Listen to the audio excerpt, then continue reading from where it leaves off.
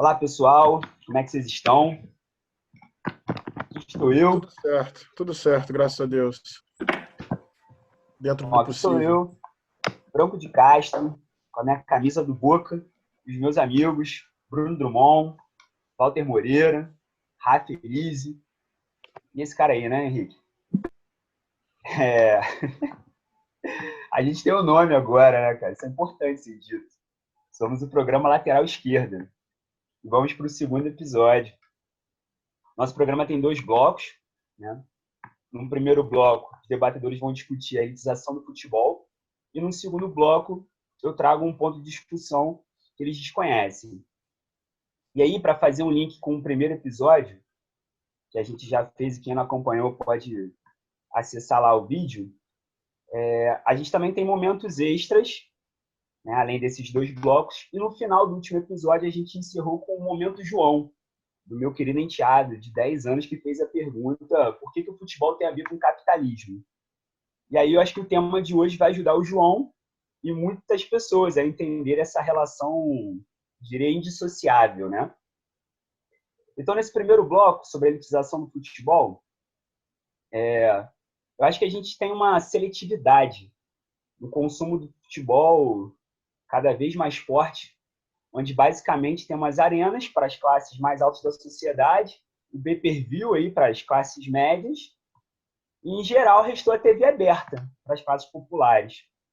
E para a gente entender esse fenômeno, eu queria ouvir o Rafa um pouquinho sobre... Rafa, o êxodo das classes populares nas arenas modernas do Brasil é fruto exclusivamente do preço dos ingressos, ou seja, de um aspecto econômico, ou você acha que tem outras raízes? Bem, vamos lá, né? Primeiramente, bom dia especial para Drummond. Em segundo lugar, o Vasco, né? E a terceira é a Intipula. Eu vejo assim, né? Através primeiro analisando o contexto brasileiro atual, né? De uma informalidade de 40%, 12 milhões de desempregados, 60 milhões de pessoas, né, que não estão nem procurando emprego e nem trabalhando, um salário mínimo, né, que está longe do ideal, e pegando o Diese, por exemplo, que fala em 4 mil reais como um salário justo, né, para sustentar uma família de 4 pessoas, né, quando na realidade a gente tem metade dos brasileiros, né, das brasileiras, vivendo com cerca de 400 reais por mês. Né? Então, isso aí já dá uma visão maior da onde que a gente está falando. E não tem como, né, a gente esquecer de Carlitos, né, do craque Carlos Marques, nesse sentido. Né? Porque se não há satisfação das necessidades mais básicas do ser humano, né, de vestimenta, alimentação, habitação, é mais difícil a gente pensar em coisas que vêm depois, como o futebol, né, manifestações culturais, etc. Então, eu vejo esse êxodo, né, essa exclusão, como você falou, com um projeto político, né, que tá em andamento. Né? E, assim, dentro dessa lógica mercantil, a gente espetaculariza tudo. Palavra complicada. Eu tenho outra melhor ainda, que eu li esses dias, achei interessante. Comoditização de tudo. Tudo que é possível ser precificado é precificado. Né? Então, assim, aumenta a oferta, né, de espetáculos futebolísticos destinados a determinados grupos. Né? Então, assim, uma das manifestações dessa exclusão que a gente tem na sociedade, e o futebol não pode se dissociar disso, é a arenização. Né? E o que é a arenização? E eu vou usar aqui o exemplo do Maracanã, porque eu acho que é uma coisa que comunica com todos nós aqui, né? Com os 3 grandes do Rio, né? Fluminense, Flamengo e Vasco, com o Botafogo também. Brincadeira. Mas você tem um modelo de espetáculo destinado a espectadores, né? Ou a consumidores, que são os clientes que têm condições financeiras de usufruir disso. Né? Eu lembro, no vídeo passado, até falei de criar, né, sócios, modalidades de sócio-torcedor para algumas parcelas da população, mas até nesse sentido, né, eu meio que repensei um pouco nisso, né, porque de qualquer maneira você está clientelizando pessoas que vão ter que disponibilizar uma parcela do seu rendimento mensal para determinada coisa que talvez não seja possível, né? Isso é uma coisa que tem que pensar mais para frente. Então, assim, o que você falou, né, o Fran, né, antes você tinha um torcedor, né, o que é o estádio. E, por outro lado, você tinha um espectador, né, quem prefere o conforto de casa, a segurança, né, o ouvinte, né, papai gostava de ouvir muito joguinho no radinho branco dele, eu lembro disso até hoje, né, na época o Fluminense era um pouquinho melhor. Então, você falou também, né, daquele Maracanã repartido, né, você tem as arenas como um objeto meio que asséptico, né, de consumo para algumas determinadas classes, né. Quem não pode acessar vai ter que assistir os jogos na TV. Só que até isso, né, até esse modelo de transmissão, você tem esse recorte, porque uns podem pagar o pay-per-view, outros vão ter que ver a TV aberta, né? E acho que a gente falou isso no último vídeo também, desse de padrão FIFA, né, que traz, né, que tenta trazer nesse conforto e essa segurança do lar para os estádios. Mas isso tem um preço, né? E é caro. É um preço caro, né? Por exemplo, só o Maracanã aumenta, né, os custos do Maracanã de operação, de se abrir as portas para um jogo, aumenta 70%. E para onde que é repassado isso, né? E quem pode, né, arcar com esse repasse? Então, você tem o alijamento das classes trabalhadoras, né, dos torcedores e torcedoras, né? E com isso eu falo mais como frequentador, né? Talvez compartilhem disso, né? Tem esse tolimento das manifestações, né? Tem um modelo de torcer arenizado, né? Eu chamaria de torcedor FIFA, né? E até as recomendações da FIFA para os estádios são, né, você tem todas as medidas, né, das cadeiras, o distanciamento ideal, então assim, é tudo padronizado, né? Então, toda essa ação performática que a gente estava acostumado no Brasil, né, nas torcidas, tem que ser domada, né? Você vai ter que assistir o jogo sentado. Primeira coisa, tem que assistir sentado. Olha que estranho pensar isso, quem frequentou o Maracanã há anos atrás, né? Você não pode se manifestar, você não pode levar bumbo, repique, você não pode levar bandeira, né? E especialmente de teor político, né? A gente tem um caso recente, né, de uma torcedora do Botafogo, salvo engano, no Engenhão, que foi que teve que recolher um material dela, né? Então, assim, isso, os grupos organizados, então, nem se fala, né? Ela não era, eu acho. Mas, assim, esses grupos se organizam e que nascem não do futebol, mas da relação, né? A relação que o futebol enseja, né, das pessoas com o estádio, né? Então, são confinados, né? São grupos que têm que ser docilizados, né? E, ao meu ver, a consequência dessa exclusão são algumas, né? A primeira, a mais brutal e mais evidente, eu diria, é a perda da identidade, né? Aquele esvaziamento, né, eu diria, das memórias que a gente constrói coletivamente, né, enquanto torcedor, né? Aí, eu falei da padronização das manifestações, né, dos torcedores espontâneas, né? E talvez um ponto muito importante, assim, que a gente tem que sempre ficar atento, é o monopólio por parte de alguns grupos, né, da produção, né, e da manutenção dos capitais simbólicos da sociedade, que é essa questão que atravessa o futebol, né? E, para finalizar, assim, uma questão que eu acho interessante, e é uma autocrítica também, né, que a gente costuma brincar com as gerações, né, mais novas, chamando, né, fazendo a zombaria, né, chamando de geração Nutella, falando, né, o meu Chelsea, né, essa galera mais nova que não tem clube local, né, não tem clube regional.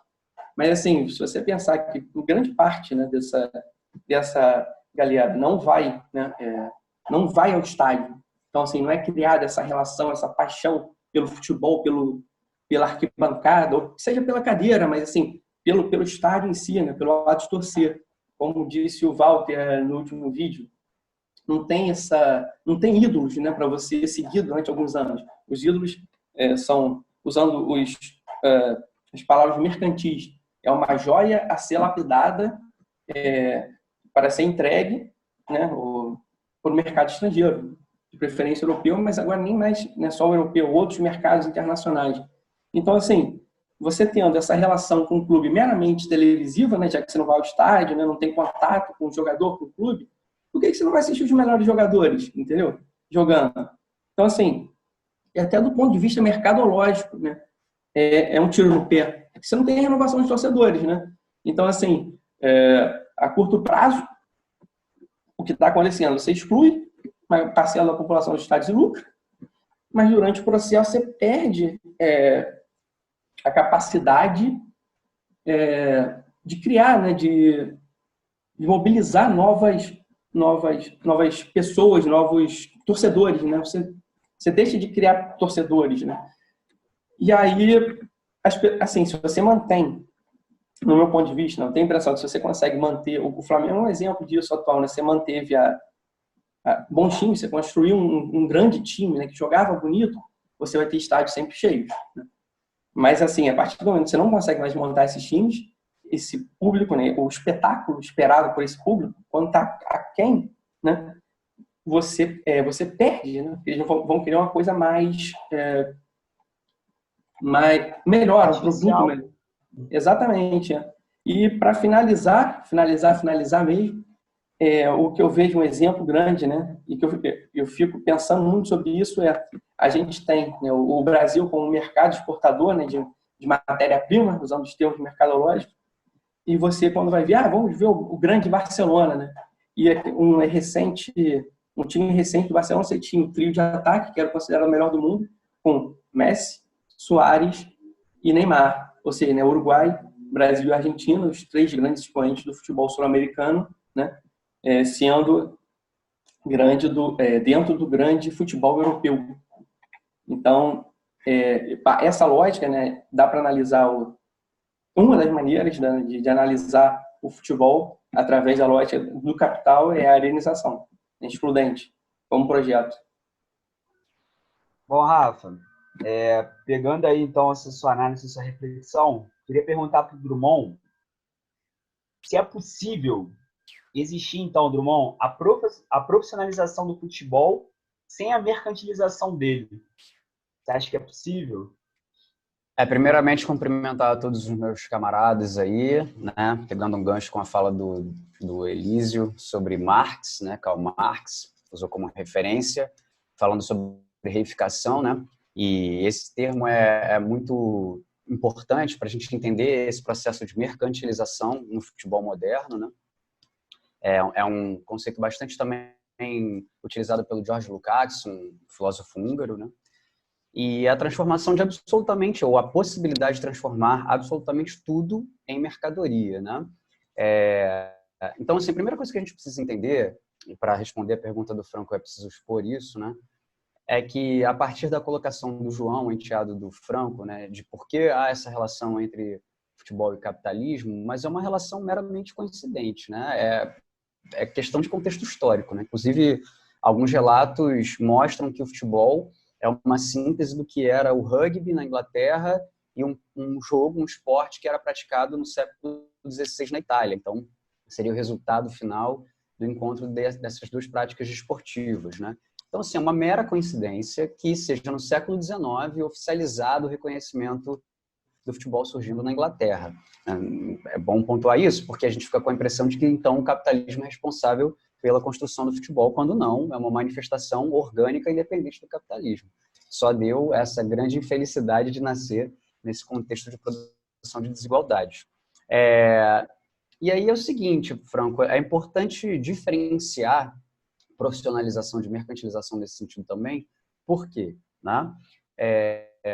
A gente vem vivendo nesse processo que foi citado pelo Rafa, de espetacularização, arenização, mercantilização do futebol moderno, né, uma reelitização do futebol. Ou seja, o futebol está sendo novamente apropriado pelas elites. Lembrando que, né, nesse reconhecimento oficial do século XIX como o período em que surge o futebol, era um esporte praticado nas public schools, né, na Inglaterra, pela elite, né, pela oligarquia, pela aristocracia.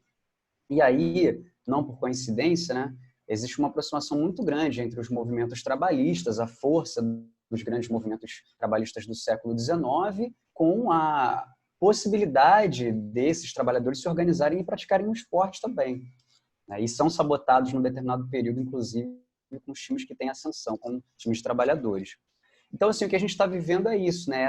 Eu gosto muito desse termo reelitização, porque está sendo novamente apropriado de forma excludente, expropriadora, visando o aumento de lucro e rentabilidade por parte daqueles grupos que são investidores, né? Que representam o grande capital, né? Então, é importante pontuar isso, porque já que no capitalismo tudo tem potencial de mercadoria, né? Tudo se transforma numa mercadoria, né? Tem um aspecto de mercadoria no sentido de valor de troca, né? De poder ser explorado no seu lucro, na sua rentabilidade, frente a uma precificação de mercado.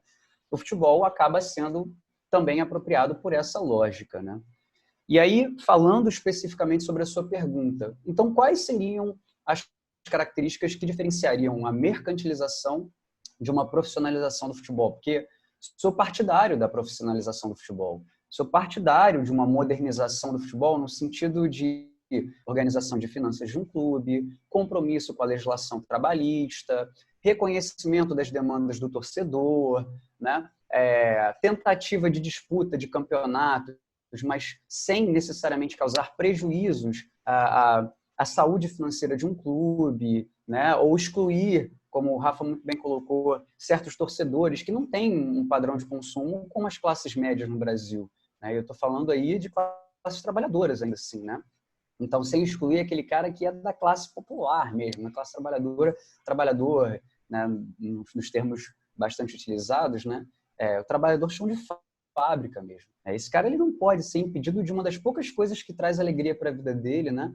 Como no ano passado, em 2019, o Flamengo foi uma das grandes alegrias do povo, né? Se a gente pensar na maior torcida do Brasil, uma das maiores do mundo, quer dizer, isso não pode ser retirado dele, né? E a mercantilização faz isso, né? Eu até apontei algumas coisas para poder não esquecer, mas primeiro ponto fundamental, né? Com a mercantilização, o futebol se torna alvo dos investidores, né? E o clube também. Fica submetido aos interesses de um grupo que injeta dinheiro no clube.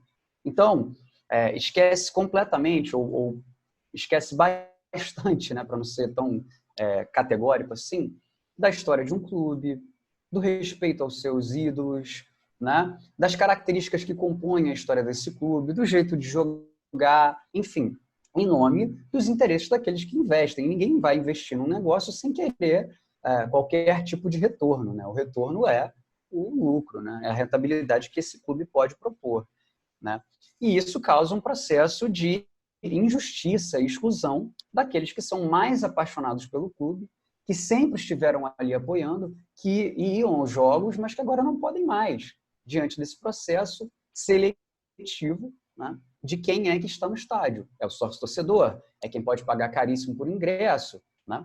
E aí, claro, como o Rafa muito bem colocou, a classe trabalhadora tem necessidades básicas para a sua sobrevivência, né? Eu não posso chegar enfim, não colocar comida para minha família para poder assistir a final de qualquer campeonato que seja, né, com um preço exorbitante para ter acesso a esse jogo, né?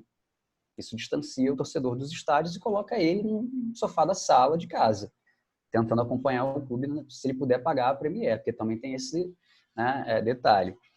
Então, o compromisso não é com o torcedor, que é o maior patrimônio de qualquer clube, né? O compromisso é com o capital, o compromisso é com o investidor, que pode não ter nenhuma relação de afeto, de carinho, de identificação com as cores do clube, com a história do clube. Pode ser meramente um sujeito que chega lá com grana para investir, né?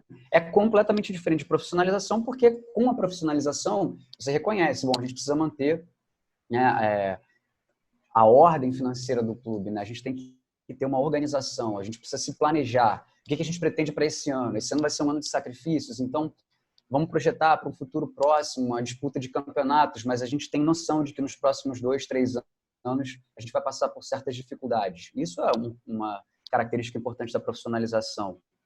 Outra característica que eu considero muito importante, né, já que o processo de mercantilização, né, de reelitização é excludente e injusto, é você ter um compromisso ético, moral, com uma noção de democracia, né? Com o que a gente idealiza, pelo menos como democracia, de permitir que todos tenham acesso, não todos, mas uma parte significativa, né, de diferentes classes, especialmente das classes populares, que eles tenham acesso à vida do clube, ao clube em si, aos jogos, né, que isso seja facilitado e não dificultado, como se fosse, sabe, um problema.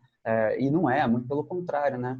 É um traço da marginalização da pobreza, como se fosse um problema você democratizar o acesso ao clube. Eu lembro do Vasco, que fez uma campanha para a filiação de sócio-torcedores por um preço baixíssimo e que foi, né, motivo de chacota, né, de adversários, né?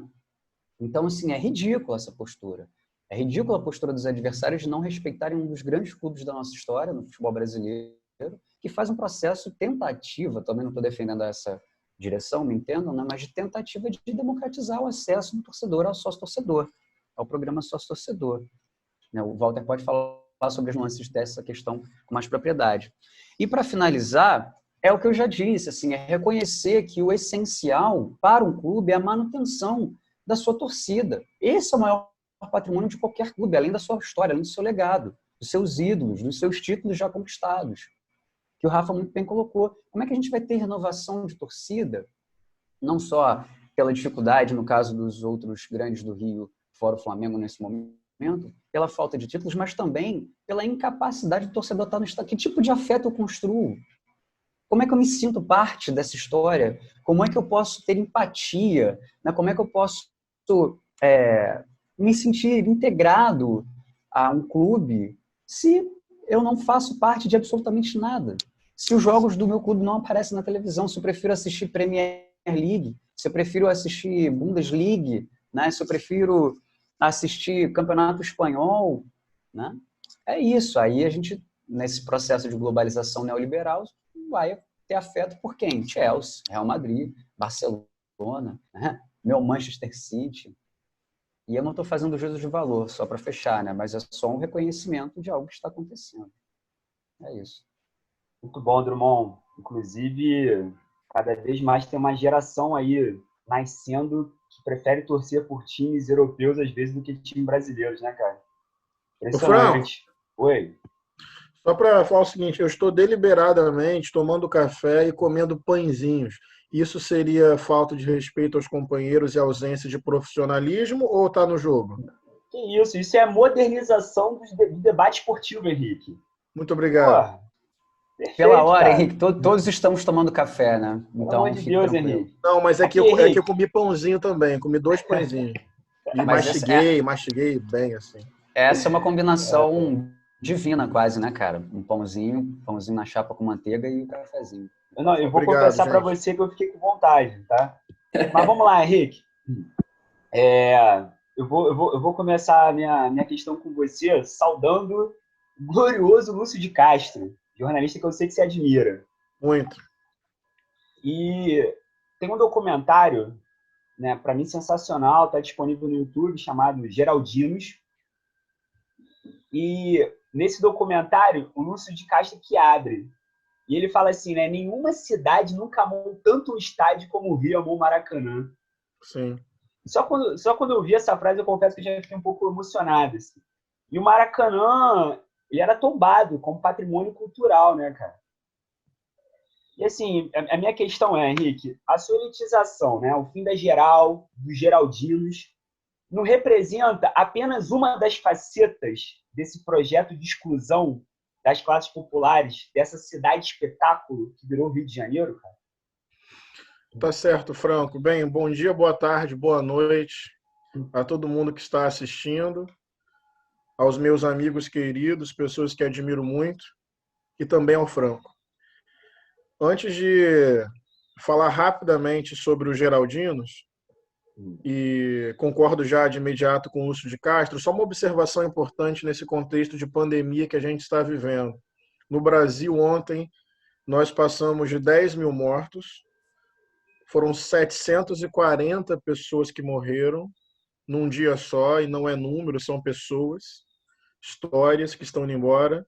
Então, mais de 10 mil mortos, mais de 740 ontem, e uma pessoa andando de jet ski, o presidente da República. Então, acho que É importante, nesse momento, posicionar e colocar realmente um repúdio a posturas tão desumanas e indiferentes ao sofrimento humano de quem hoje deveria ser exemplo por estar no governo. Feita essa observação, colocado para fora esse grito, eu queria concordar que o Maracanã é expressão da cultura carioca. Acho que nós aqui todos temos vínculo com o Maracanã. E o que aconteceu com o Maracanã foi um equívoco sobre todos os aspectos que você olhar. Sob o aspecto popular e afetivo, um equívoco. Já foi dito aqui. Elitizou o estádio, arenizou o estádio, aumentou o preço do ingresso, acabou com a geral e basicamente expulsou as camadas populares do Maracanã. E isso é reflexo de um modelo de cidade, de uma cidade cada vez mais cara, de uma cidade cada vez mais mercantilizada. A gente fala em cidade-mercadoria. Então, o Rio de Janeiro é uma cidade muito desigual, é uma cidade muito elitista, é uma cidade em processo de gentrificação, ou seja, as camadas mais populares vão sendo expulsas para áreas mais periféricas, com menor infraestrutura e menor cobertura de serviços. Então, é aquela segregação socioespacial cada vez mais definida. Então, não é uma cidade de direitos, é uma cidade de consumo. E isso também atravessa a dimensão esportiva. Eu, em 2013, fui ao Maracanã na final do Flamengo contra o Atlético Paranaense, que nós fomos campeões da Copa do Brasil, e foi, na minha memória, o primeiro baque que eu tive depois desse longo processo de privatização do Maracanã, de elitização do Maracanã. Eu lembro, Franco, do meu estranhamento. Eu lembro de ser campeão e ter uma tristeza no meu coração por não mais identificar a pluralidade e a popularidade da torcida do meu clube. E não só do meu clube, acho que todos vocês teriam uma percepção parecida, porque em termos absolutos, em números absolutos, nossos clubes têm mais torcedores das classes populares, evidentemente. Mas, Franco, me chamou a atenção o tipo de torcida, tirando ali as organizadas, uma coisa muito fria, muito distante, muito protocolar, pouco apaixonada. Eu vi muito mais fãs de um produto do que pessoas apaixonadas por um clube. Isso numa visão geral. Óbvio que eu não tenho como julgar o coração de cada pessoa. Eu estou julgando aqui um comportamento coletivo que eu senti uma perda de energia, de vibração, de empolgação impressionante. E tem um outro aspecto que eu queria colocar na roda, o aspecto racial. Desigualdade social e desigualdade racial neste país de quase 400 anos de escravidão sobre o povo negro, essas desigualdades se combinam o tempo inteiro. Então, quando nós falamos em elitização do estádio, quando nós falamos em expulsão dos geraldinos, com o fim da própria geral, nós também estamos falando, além de um recorte de classe, de um recorte de raça. E esse foi o meu estranhamento. Eu nunca vi a torcida do Flamengo tão branca como eu vi em 2013, na final da Copa do Brasil. E, evidentemente, não é uma fala anti-branco. Eu não estou falando dessa forma, entende? Eu só estou percebendo que a população negra, em sua maioria pobre, por conta da história desse país, também fica fora desse lugar de convívio, de torcida e de paixão. Então, tem uma elitização com recorte de classe, com recorte de raça e com perda significativa dessa magia do futebol. Eu realmente, vendo até esse documentário, é emocionante, indico para todo mundo. A geral era uma experiência profunda. Até o Lúcio de Castro fala, ou o Simas fala, que tinha gente, porque tem um argumento que é assim, mas na geral não dava para ver o jogo. Então, é um argumento muito tecnocrata, né? Porque, às vezes, você tinha a possibilidade de correr o estádio, de ir atrás do gol, voltar para o meio, ou então aquela sensação do pênalti que você nem quer ver, você quer olhar para a sua torcida, você quer sentir, você quer ter uma outra relação com o campo, com o jogo. você tem os personagens históricos, que eram muitos ali na geral. Então, assim, tudo isso se perdeu. Então, é elitização, recorte de classe, recorte de raça, perda de vínculo afetivo com o estádio, de outras maneiras de experimentar o jogo, e isso como reflexo de uma cidade. Uma cidade cada vez mais desigual, cada vez mais mercadoria, com esvaziamento dos espaços coletivos de convívio, de troca, de sentido público da vida. A gente está virando espectador de tudo e protagonista de quase nada. Eu repito essa frase: espectador de tudo, protagonista de quase nada. Fora, para concluir, a corrupção, né, meu amigo? A mesma empresa que faz o estudo de viabilidade técnica para a privatização do Maracanã, que não foi um estudo, foi uma defesa aberta e total da privatização, a mesma empresa que faz o estudo da viabilidade técnica da privatização entra no processo de licitação e, curiosamente, ganha o processo de licitação. É um vício de origem.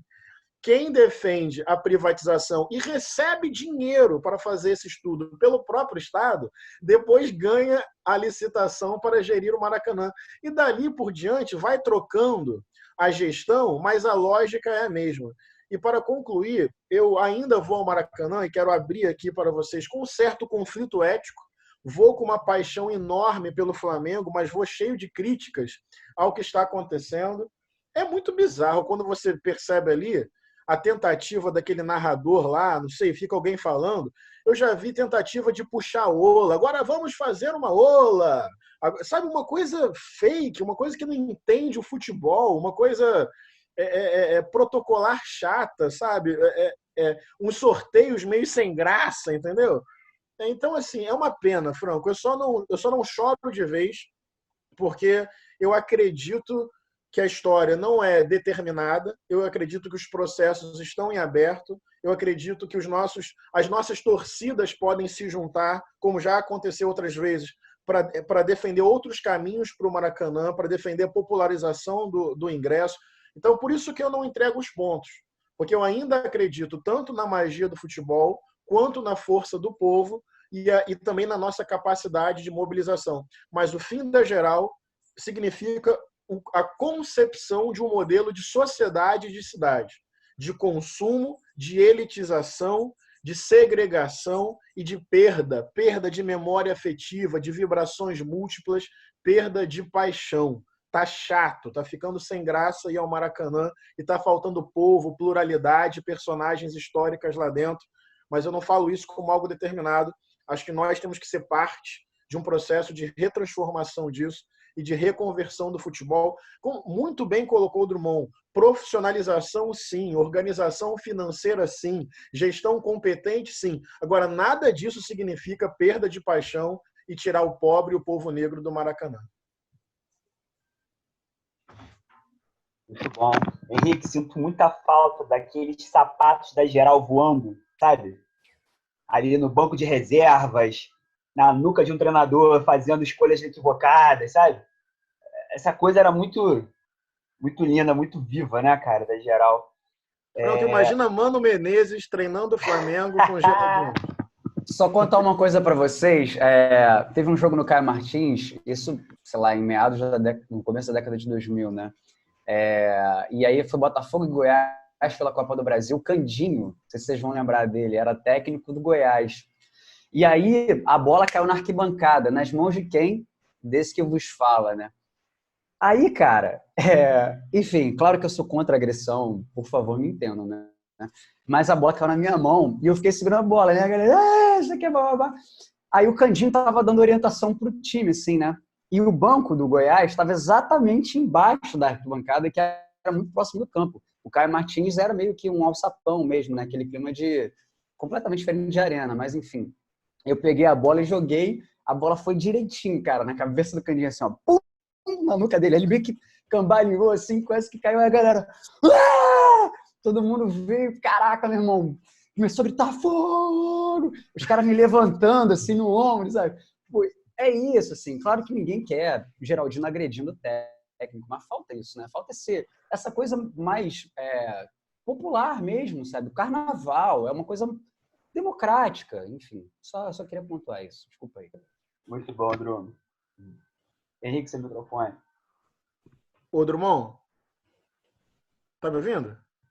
Sim. Antes de passar para o Rei Walter, associar Geraldinho na violência, quem faz essa associação tem um preconceito aí de classe também, de achar que a dimensão popular necessariamente é violenta. E Sem cá dúvida, entre nós, sem dúvida. tem 1000 formas muito mais inteligentes de você garantir um espaço mais tranquilo e pacífico dentro do estádio. Então, Claro, essa claro. coisa de que a dimensão popular é violenta é uma visão evidentemente elitista e preconceituosa. Imagina que Franco agora vai jogar a bola para o nosso craque, nosso ídolo, nossa referência intelectual humorística, nosso querido Walter, um mito. Esse sim é um mito digno de nossa devoção. Eu quero ouvir, Walter.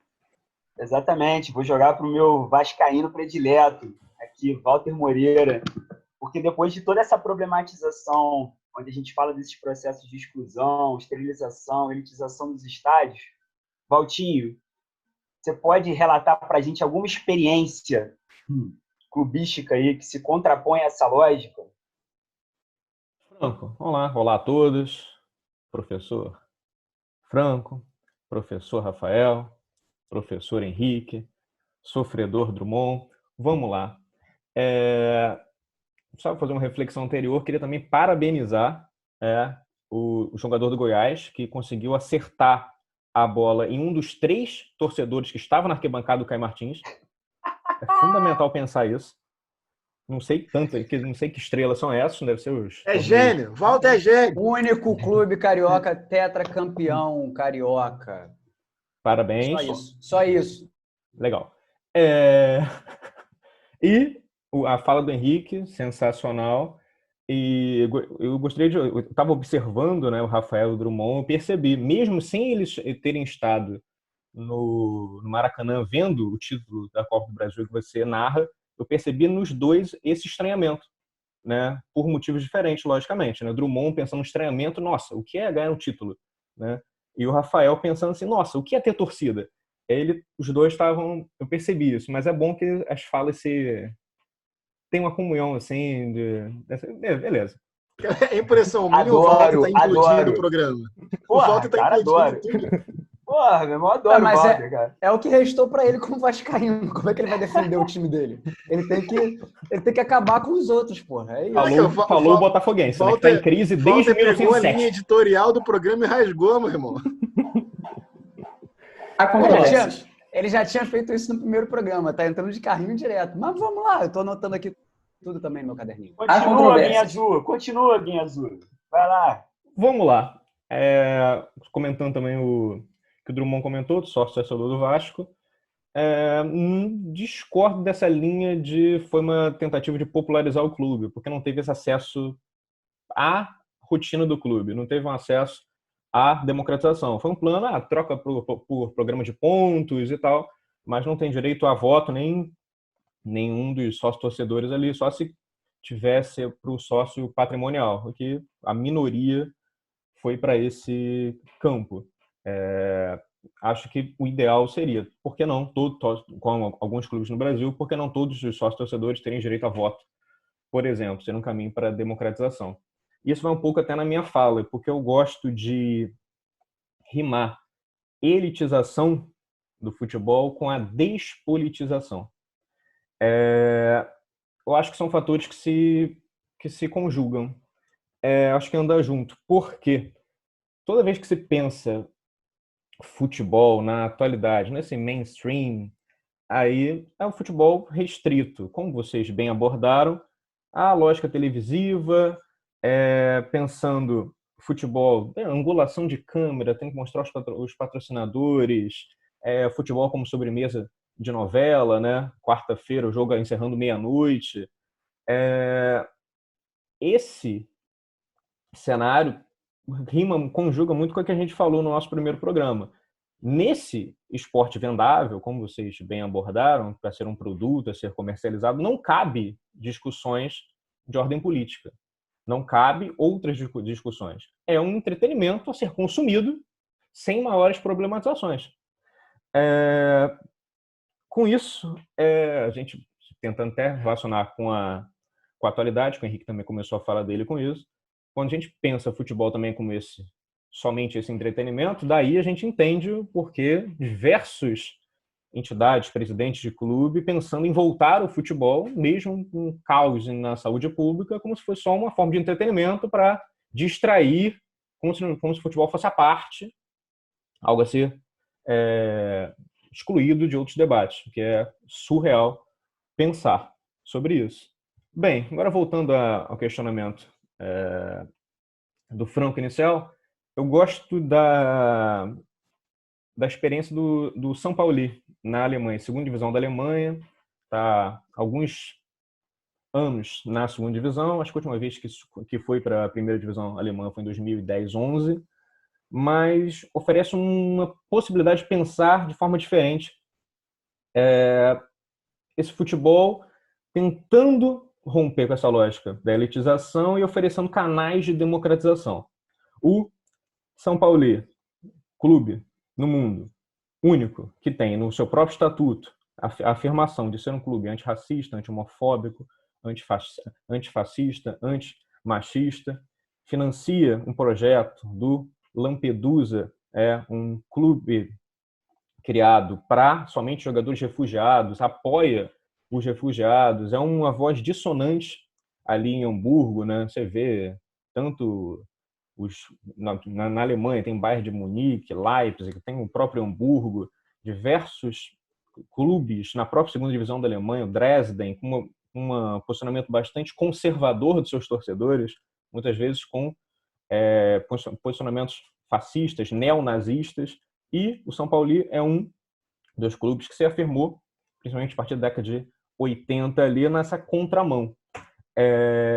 E o que eu gosto de pegar do São Paulo e tentar imaginar, né, Brasil, o que se poderia fazer nesse processo contra essa elitização, como o Drummond também colocou, profissionalizar, mas sem mercantilizar. Estádios o estádio do São Paulo está em 29 mil lugares, 99% na última temporada de ocupação à média. E 41% dos torcedores, segundo pesquisa, são torcedoras mulheres. Teve, durante diversos anos, presidente do clube, um ator homossexual, militante, e no estádio, bandeira arco-íris da causa LGBT, um clube que carrega diversas bandeiras progressistas. E como é que atua esse processo? Como é que eles democratizam o clube e pensam o clube para os torcedores, com essa atuação dos torcedores? Eu acho sensacional. Para fechar, por exemplo, a fornecedora de material esportivo atual é a Under Armour. Para fechar com a Under Armour lá, eles tiveram reunião com alguns membros da torcida para questionar alguns posicionamentos da própria empresa, como fabricação de materiais para caça. O próprio clube cobrou o presidente dessa empresa quando visitou o Donald Trump. Há uma participação da torcida nesse processo decisório. Acho isso fundamental para se debater elitização. A torcida tem que participar do cotidiano do clube. Acho isso os problemas que todos nós trouxemos aqui, muitas vezes poderiam ser solucionados com torcedores também opinando. Acho isso fundamental. E não à toa, né, o único clube no mundo que foi esse ano, recentemente, que teve o seu símbolo da caveira, né, que a torcida utiliza. O único clube no mundo que teve um símbolo associado pela polícia antiterrorista britânica foi o São Paulo, como grupo extremista. Diversos clubes no mundo com posicionamento fascista, torcidas com, muitas vezes, comportamentos neonazistas. E para a polícia antiterrorista britânica, o que causa temor, extremismo, é um clube que defende essas causas progressistas. Mas, por um lado, né, então está incomodando de certa forma. E outra pressão da torcida também que é bom citar. Ano passado também, um jogador, ele se posicionou a favor nas suas redes sociais, o Sarrin, do São Paulo, ele se posicionou a favor de uma ofensiva militar da Turquia frente a áreas curdas. E a torcida pressionou pela demissão dele e foi demitido. Justa causa. Acho isso sensacional. E essa relação de torcida, como o Henrique comentou no estádio, esse estranhamento que ele teve, é fundamental. O estádio ser o símbolo, ser o resumo dessa torcida do clube, o clube ter essa autonomia, essa participação no clube, eu acho sensacional. E também no próprio São Paulo é interessante pensar, também não é unitário o pensamento. Boa parte da torcida também é contra a marca do clube ter se transformado em algo comercializável nos últimos anos pelo próprio clube. Então, logicamente, o clube precisa se manter, e passou por diversas crises financeiras na sua história, e utiliza a venda de materiais esportivos para fãs, né?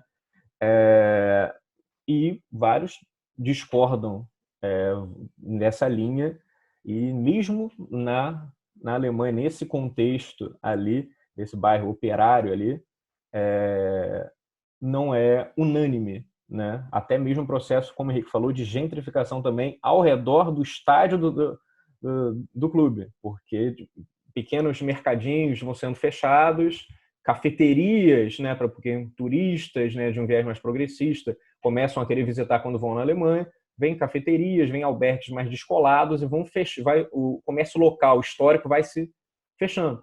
Mesmo, né, num exemplo que eu gosto de sempre me referir do São Paulo, mesmo lá tem essas nuances que é bom que suscita o debate e a gente imagina outras experiências. Valeu, Walter. Bem interessante a experiência nesse clube alemão. Você comprou um pacote do Zoom melhor? Porque não encerrou. Não sei. Eu acho que eles ouviram, gostaram do programa e ofereceram. Continuaram, né? Pô, então calma aí. Já que isso vai ser editado pelo Estevão, não vai entrar, eu vou precisar do que eu vou pegar agora, vocês vão entender. Já que Walter manifestou a camisa do São Paulo ali, peraí. Vamos aproveitar esse momento, então, que melhorou o nível do debate, gente. Vamos falar de coisa séria. Que o Drummond saiu. Vamos, olha só. A gente tem que trazer, né? A gente tem que tentar trazer o Botafogo de volta, né, para esse arco dos grandes clubes do Rio. Porque senão... Então, de fato, é um dia ensolarado, um dia bonito, Drummond. Porra, vocês estão falando de São Paulo aí, ó. Vocês estão esquecendo do moleque travesso, porra, da Rua Javari, aqui, ó. Moleque. Isso vai entrar no episódio. Olha só. Muito bom. Vamos lá, então, para o segundo bloco. Quero trazer um tema aqui que vai carregar um pouco, talvez, desse conflito ético que o Henrique falou sobre a experiência de ir ao estádio, mesmo com as críticas a todo esse processo de modernização do Maracanã. Eu queria jogar para vocês o seguinte: a gente vai discutir nesse segundo bloco o que a gente vê nos grandes jogadores, os ditos grandes jogadores. E por que isso? Porque a gente está aqui fazendo um programa discutindo que futebol é política, e sua análise é indissociável da sociedade. E a gente... Né? E como é que para vocês, assim, essa relação com os ídolos, seja do presente ou do passado, quando suas posturas fora de campo são completamente opostas que vocês acreditam, sabe? É possível separar essa razão da emoção? Ou isso mancha a imagem do indivíduo no rótulo de grande jogador para vocês? Pergunto isso, que eu acho que é uma questão que passa muito também pela música, né? Em vários setores, né? Mas aí, falando especificamente do futebol, como é que é para vocês isso?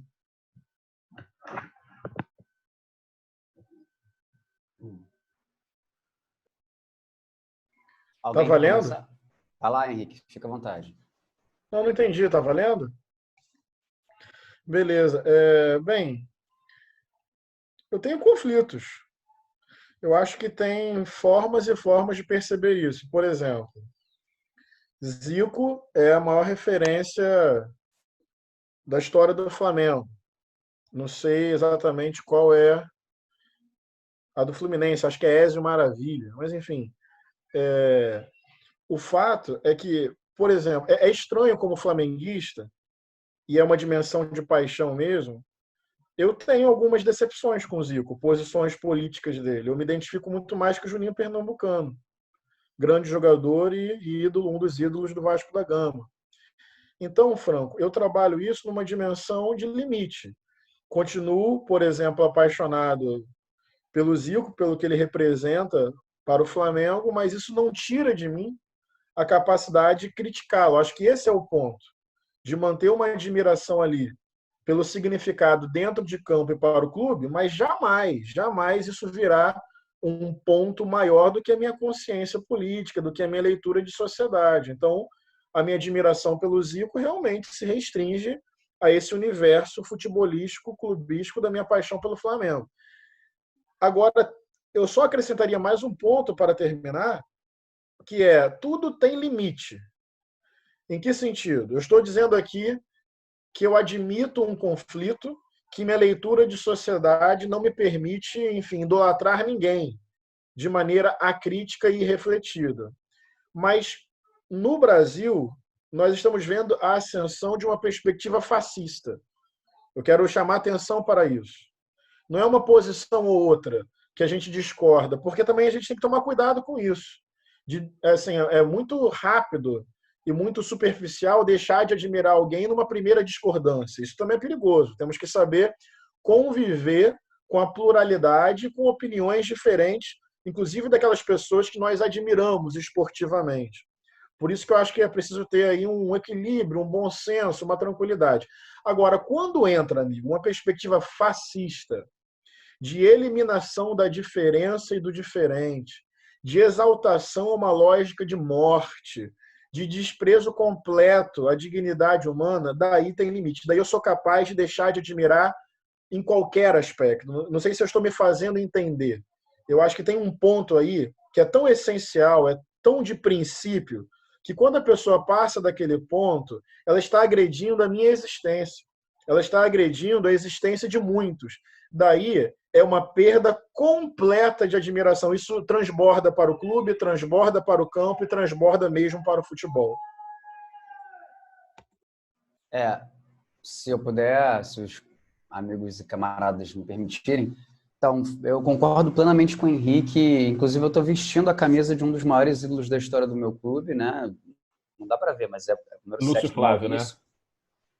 Então, voltando a falar com pessoas que, enfim, são sérias e responsáveis, e Walter, sinta-se excluído da minha fala nesse momento, essa camisa aqui é a camisa do título de 89, né, quando o Botafogo sai de um jejum de 21 anos sem título.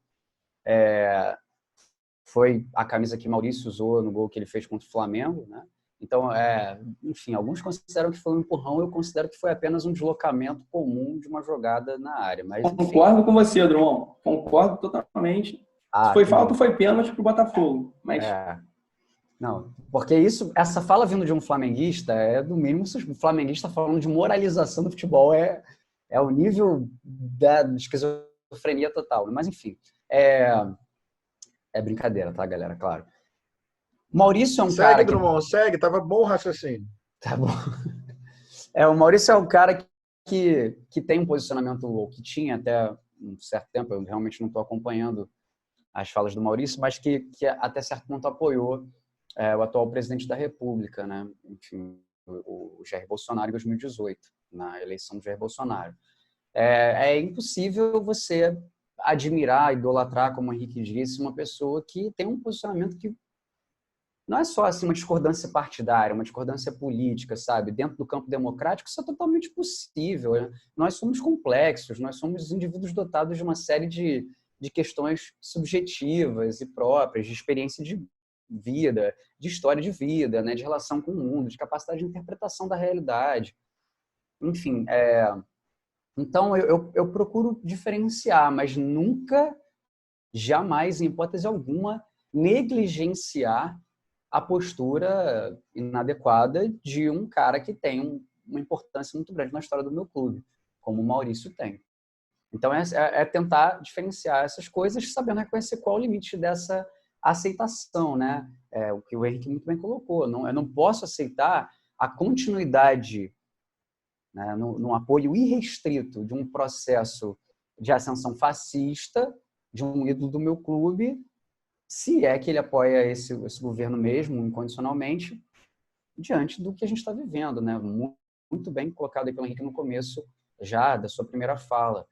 Olha o quadro que a gente tem. Não é de uma crise sanitária somente, não é de uma crise política somente, mas é de uma crise humana, assim, de valores, uma crise da capacidade de se colocar no lugar do outro, de empatia, de respeito a essas e que foram muito mais do que 10 mil pessoas que morreram, infelizmente, no Brasil, porque o Brasil não vem testando, estão sendo subnotificados os casos de Covid-19, óbitos que são colocados como crise respiratória desconhecida, né? Enfim, e outros quadros que são agravados pela Covid-19 que levam a óbito.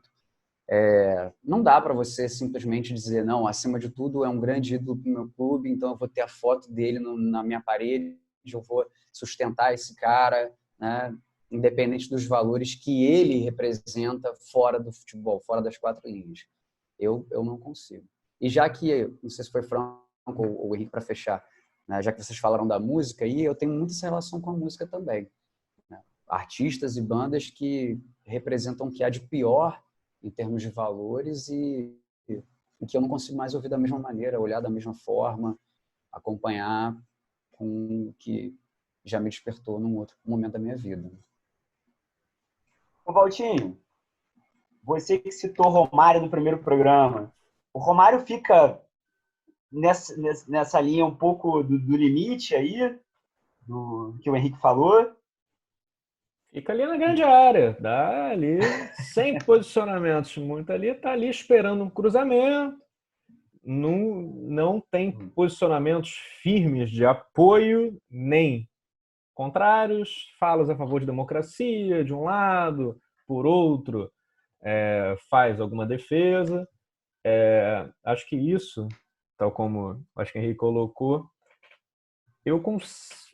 é impossível não dissociar para mim assim. E acho que acaba sendo fator para gostar de defender. Eu não consigo, assim, dentro de campo, Edmundo sensacional, mas eu não consigo dissociar posturas depois da carreira. Tem muito uma fala que uma coisa é o Pelé, outra é o Edson Arantes. Talvez o Zico fosse assim, o Edmundo. Mas eu acho que quando o jogador não me decepciona tanto fora do campo, eu acho que isso facilita o meu processo de defesa. O Juninho Pernambucano, ao contrário, né? Ele aumenta ainda mais. O Romário, pela postura dele na política, de se driblar ali esses posicionamentos, não me afeta tanto. Talvez por isso eu continue defendendo tanto ele dentro de campo. Não sei se eu conseguiria defender tanto assim, ter essa postura tanta de defesa, caso fosse uma postura bem conservadora, fascista. Não consigo. Confesso que eu tenho certo... Eu, como vascaíno, confesso ter certo ranço do Edmundo, apesar de boa parte da torcida gostá-lo. Posso fazer vou jogar uma pergunta? Manda aí. Pode, Franco. Pode, claro. Não, é coisa simples. É curiosidade mesmo, assim, de mesa de bar. No imaginário da torcida do Vasco, esquece essa dimensão que a gente está debatendo aqui, é pura curiosidade mesmo. Quem é mais referência, quem é mais ídolo? É Edmundo ou é Romário? Porque, tipo assim, Edmundo é aquele que se declara vascaíno sempre. Romário não faz isso. Por outro lado, Romário ganhou títulos de grande expressão no Vasco. Eu sempre fico com essa dúvida. É uma resposta rápida, não é para atrapalhar a linha editorial do programa, como você mesmo faz sistematicamente, não. É só curiosidade. Quem é mais ídolo para a torcida do Vasco? Isso é consensual? Tem disputa? É Edmundo ou é Romário? Edmundo com larga vantagem. Entre Romário e Edmundo. Edmundo com larga vantagem. Eu sou uma voz um pouco dissonante nisso. Por conta, realmente, desses títulos.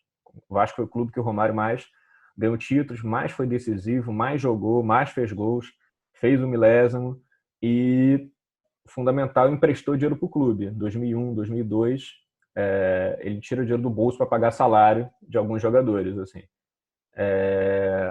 E o jogador Romário sempre me foi mais... Sempre gostei mais da postura malandra dentro de campo, entre 14 aspas, do que a postura um pouco mais ríspida, né? Que talvez para essa noção de torcedor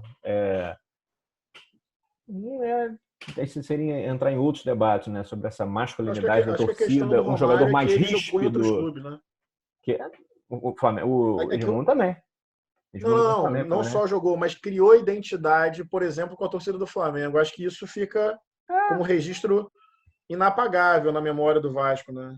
Mas também o Edmundo também, quando jogava no Flamengo, enquanto jogador, fez alguns gestos obscenos para a torcida do Vasco também. Não, mas eu acho diferente. Mas enfim, foi só uma... foi uma construção, sim, mas teve uma relação construída. Desculpa aí. Não, foi uma relação construída, mas eu sou... Que mané, desculpa, Henrique. Que maravilha ver isso aqui, rapaz. Essa rivalidade histórica aqui. E pro Flamengo, fazer uma intervenção. E pro Flamengo, Henrique, quem que é mais, né? Qual a identidade maior que você tem? Com o Romário ou com o Edmundo, enquanto flamenguista? Eu acho que não tem dúvida, não. Edmundo não é bem-vindo, assim, no imaginário da torcida do Flamengo, entendeu?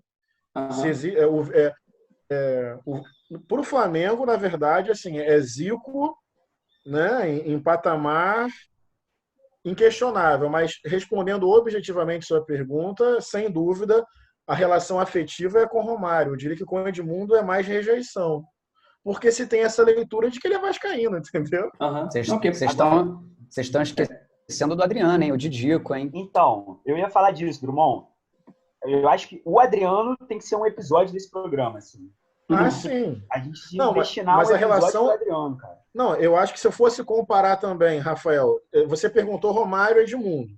Eu respondi... Romário e Edmundo, eu respondi diretamente Romário. Sim. Se for colocar Romário e Adriano, eu vou dizer objetivamente Adriano. Imaginaria. A razão dessa pergunta que eu, analisando enquanto tricolor, que os dois jogaram no Fluminense, é porque a gente pode responder, eu acho que a gente está excluindo o Drummond desse assunto, né? Porque os grandes jogadores atuais, né, da atualidade, que não jogaram, tirando o Pipo Esteves e o Louco Abreu, né? Mas o Romário jogou nos quatro grandes, Rafael. Jogou no Vasco, jogou no Flamengo, o Fluminense encerrou a carreira na América. O primeiro ponto que eu queria observar é que o Edmundo é cria da base do Botafogo, depois é que ele vai para o Vasco. Isso é um ponto importante. Mas tudo bem. A gente não quer disputar Edmundo, porque a gente tem Nilton Santos, Jairzinho, Garrincha, Quarentinha, Manga. Cara, TV a cores não chegou ainda, né? Mas então olha só.